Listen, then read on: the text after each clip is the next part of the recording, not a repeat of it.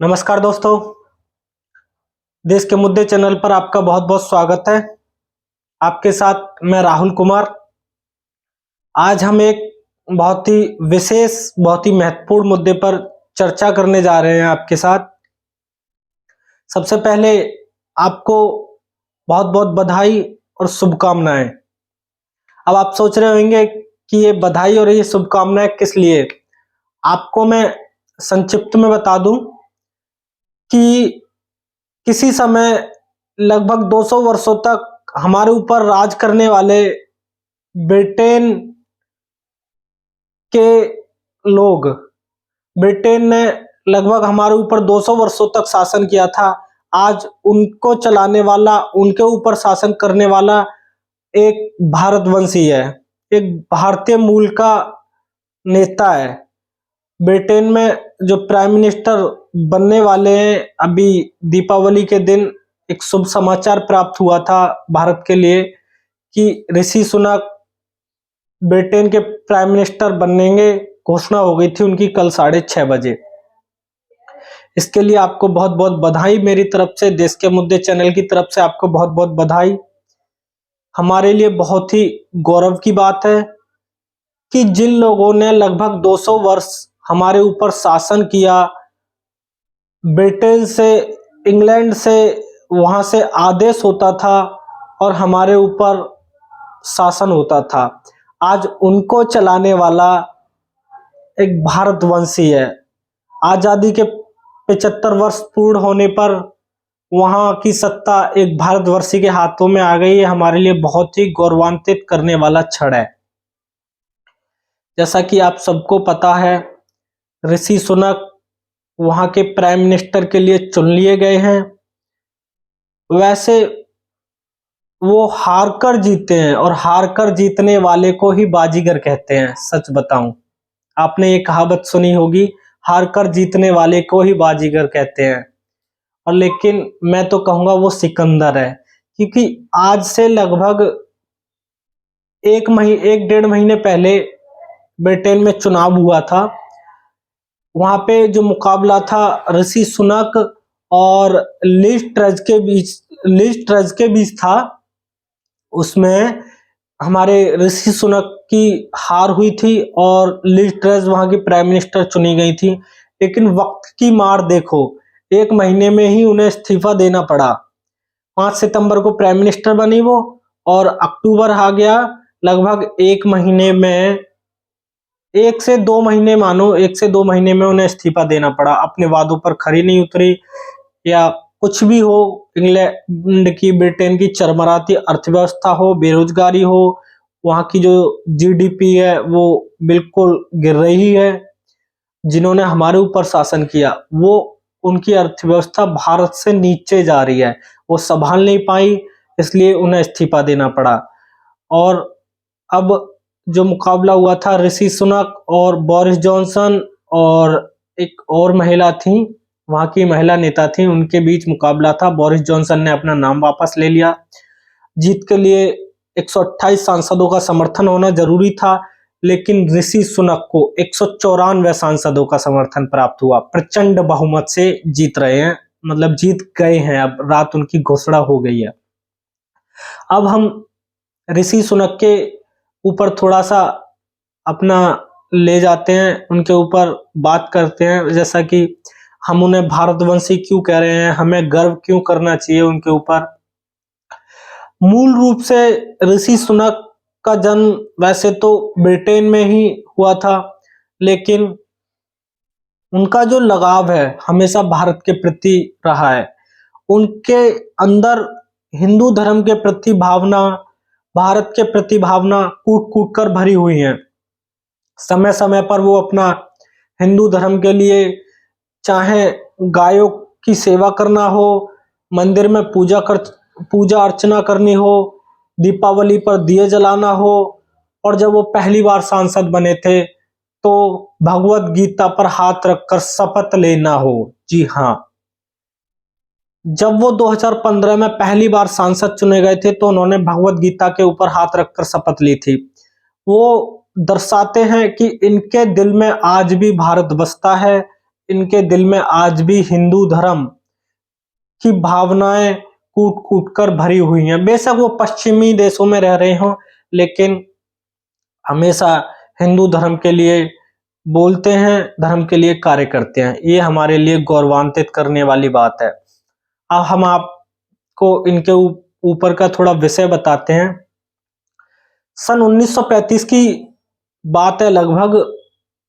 देश में उस समय देश के कई हिस्सों में हिंदू मुस्लिमों को लेकर जंग छिड़ी हुई थी। उस समय ब्रिटेन की सत्ता जो थी जॉर्ज पंचम के हाथ में थी। देश आजादी की लड़ाई में के अंतिम छोर में था। 1935-37 में लगभग अंतिम मतलब लड़ाई चल रही थी अच्छे से। उस समय इनके जो दादा थे एक कारोबारी थे। उन्हें लगा, एक पढ़े लिखे सभ्य परिवार से थे, उन्हें लगा कि भारत में रहना इस समय के हिसाब से देखा जाए अच्छा नहीं है। उस समय उनके दादा रामदास सुनक जी केन्या चले गए। केन्या जाने के बाद उन्हें एक शिप में नौकरी करी उन्होंने। वहां पढ़ाई वढ़ाई करने के बाद अकाउंटेंट बने वो, अच्छी जॉब मिली, चार्टर्ड अकाउंटेंट की नौकरी की। उसके बाद भारत के ही पंजाब प्रांत की रहने वाली एक महिला से उनके दादा की शादी हुई थी। वो उन्हें छोड़कर ब्रिटेन गए थे, सॉरी केन्या गए थे, क्षमा चाहता हूँ, केन्या गए थे। 1937 में उन्हें भी केन्या बुला लिया था। उसके बाद केन्या में उनके बच्चे हुए, वहीं पे उन्होंने अपना आगे का जीवन प्रारंभ कर दिया था। उनके 3 बेटे और 3 बेटियां थी, 6 बच्चे हुए थे। और हमारे लिए गौरवान्वित करने वाली बात है कि ऋषि सुनक के दादा रामदास सुनक जी ने अपने तीनों बेटियों की पढ़ाई भारत से करवाई। केन्या में जरूर रह रहे थे लेकिन दिल में भारत बसता था, इसलिए उन्होंने अपनी तीनों बेटियों की पढ़ाई उन्होंने भारत में करवाई थी। बेशक उन्होंने अपने बच्चों को पश्चिमी देशों में पढ़ाया हो, लेकिन बेटियों को उन्होंने भारत में पढ़ाया था। उनमें से उनके एक बेटे थे जो ऋषि सुनक के पिताजी थे, यशवीर सुनक जी। वो ब्रिटेन में रहे, उन्होंने ब्रिटेन में नौकरी की, पेशे से डॉक्टर थे। वहां नौकरी करने के बाद उन्होंने अपना बिजनेस भी था। और इनके जो बेटे थे ऋषि सुनक जी, वो भी वहां पे बिजनेस करते थे, डॉक्टर थे। उनकी जो पत्नी थी वो वहां पे एक फार्मेसी चलाती थी। धीरे धीरे इनका राजनीति में इंटरेस्ट होता गया। वहां पे उन्होंने वहां पे शादी कर ली। वो भी भारत की, इनकी जो पत्नी थी वो भी भारतीय मूल की हैं। वहां पे सन 2015 में पहली बार ये सांसद बने, दूसरी बार सांसद 2017 में बने, और बोरिस जॉनसन की सरकार में सन 2018 में इन्हें वित्त मंत्री चुन लिया गया। उस समय ब्रिटेन के हालात खराब थे, वहां की अर्थव्यवस्था एकदम चरमरा रही थी। वहां का रेस्टोरेंट, होटल का जो मार्केट था एक तरह से धराशायी हो चुका था। लेकिन ऋषि सुनक ने आके वहां की अर्थव्यवस्था को एक संजीवनी दी, वहां की अर्थव्यवस्था को बचाया अच्छे से। उनके काम से लोगों ने उनके काम की सराहना की और लोगों की एक उम्मीद जगी ऋषि सुनक के प्रति कि हाँ, ये व्यक्ति कुछ कर सकता है। उसके बाद तीसरी बार सांसद 2019 में बने।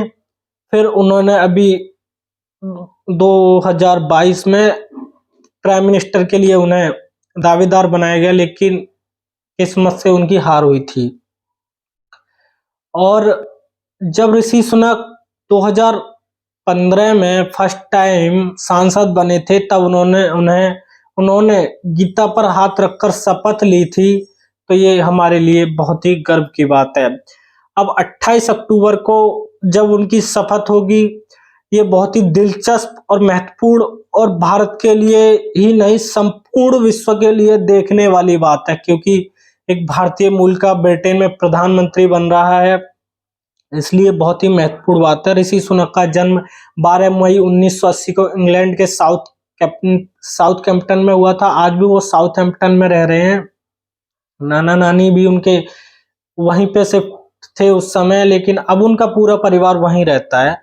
लेकिन भारत के प्रति उनकी संवेदनाएं देखकर, उनका भारत के प्रति प्यार देखकर हमें गर्व होता है। अब देखना ये रहेगा कि प्रधानमंत्री बनने के बाद, शपथ लेने के बाद भारत के साथ उनके रिश्ते कैसे रहते हैं, भारत के लिए क्या कर सकते हैं वो, और अपने रिश्तों के लिए क्या वो ऐसे हैं जैसे चल रहा है ऐसे ही भारत के साथ अपने रिश्ते निभाएंगे, या फिर कुछ अलग ही उनका रहेगा। ये देखने वाली बात है। हम उम्मीद करते हैं, आशा करते हैं, ईश्वर से प्रार्थना करते हैं कि जो नाम भारतवंशी जुड़ा हुआ है ऋषि सुनक के साथ, वो अच्छे से आगे बढ़े, उसको लेके ऋषि सुनक जी आगे बढ़े। हमारे चैनल की तरफ से, हमारी टीम की तरफ से, हमारी तरफ से भी ऋषि सुनक जी के लिए बहुत बहुत बधाई, बहुत बहुत शुभकामनाएं। धन्यवाद।